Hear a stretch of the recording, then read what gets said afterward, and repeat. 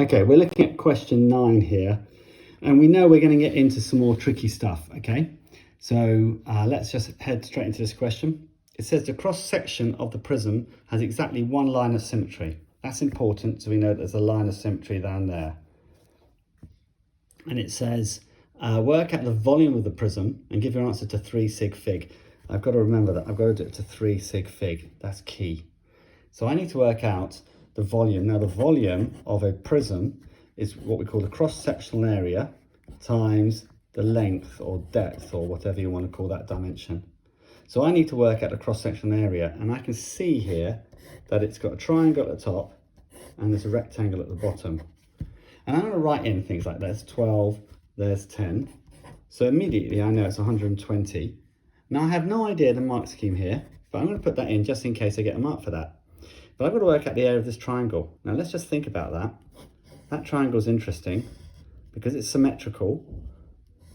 And I know that's 40 degrees. I've got to think, right, okay. If that's symmetrical, that's going to be 5, a distance of 5. And I've got to work out this height here. Now this is where those things happen, isn't it? Like you either think, oh yeah, I know what it is. It's trigonometry. Now if you don't remember that, you're going to be lost forever and all day. But it is trigonometry. And then you're going to think, okay, how do I remember which is which? And you can, if you can remember, so, ka, toa. And as always, you know, there's my triangle, draw my triangle out. That's 40. So I'm going to label, that's opposite. And I've got this one, which is the adjacent. So I need O and A, so it's going to be toa. So I know that tan 40 is my angle. And if I want the opposite is tan times the adjacent. Now what I'm going to do, just because sometimes we get muddled on a calculator, I'm going to say, right, the adjacent is 5. So I'm going to write it first like that. Because sometimes if your calculator's a bracket and you fail to put the end bracket in, it goes wrong. So I'm going to do 5 times tan 40. I'm just also curious to know what my calculator would do if I did the other way. So just very, very quickly, look, you see you've got a bracket there. And if I were to write just times 5 equals, it's going to go completely wrong. And you won't know that. You'll think, oh, look, that's right. But it is wrong. Okay? So you either go tan 40 close bracket times 5. You either do it that way, if you remember, or like I'm doing, you do 5 times tan 40. I don't have to close a bracket. And there we go, 4.19. Now again, another temptation is to not write that down or just round it up too quick. So I'm going to leave it like this, dot, dot, dot, but I'm not going to clear it on my calculator. I'm going to leave it there and then go to the question and say, right, I've got the height of 4.195 dot, dot, dot. I need the area of this triangle. So I know that the area of a triangle is going to be half base times height. So it's going to be a half times the base, which we know is 10, times that value. So now bring back my calculator. There we go. Times it by 10 equals, divide by 2 equals. And so now I know there's the area. So it's 20.977. Again, don't clear my calculator, don't clear it off, keep it there. I know I'm going to add 120 to it. So add 120 equals. So I know that cross-sectional area now is worth 140.977. Don't clear it yet, but I also know I need to now times it by the length, and the length is 20. So now the volume is going to be this number, always showing my workings out, times 20. So go back to it, literally go times 20 equals. Now you can sort of say, okay, I've got the answer here, 2819.5 dot, dot, dot, and it says I want to 3 sig fig. So here we go, 1, 2, 3. So 2 and 8 stay, and that changes up or stays. Well, that's a 9, so it's high, so it's 2. And don't forget, once you've done that, you need to put the 0 in, nothing more. 5 marks. 5 marks for that. Pretty awesome. But as you see, it does get harder now. So let's look at this one quickly.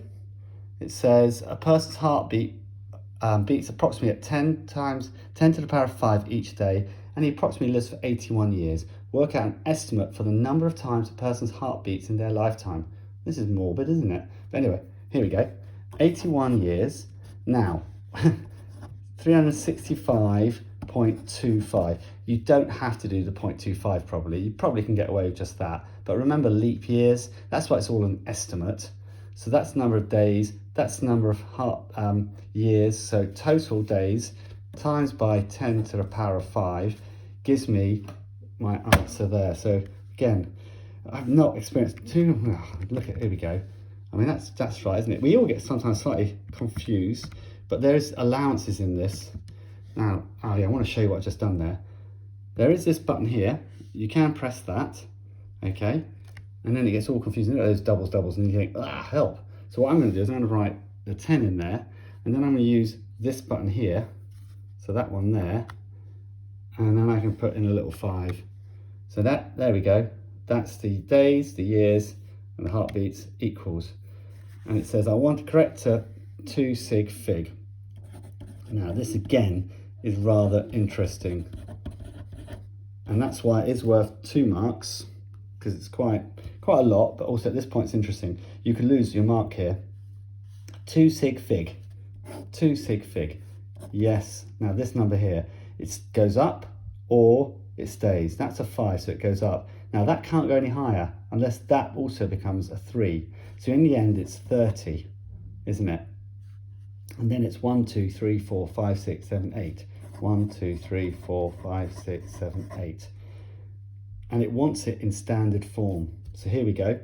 So that's 3.0, my 2 sig fig, times 10. And I've got 1, 2, 3, 4, 5, 6, 7, 8, 9. To the power of 9. Quite an intense question that, but mainly on calculator. Then it says here, 2 times 10 to the power of 12 red blood cells have a total mass of 90 grams. What's the average of 1? Now this is really interesting because actually you might do it wrong first time round, but it's the total weight divided by how many there are. And it wants to give your answer in standard form.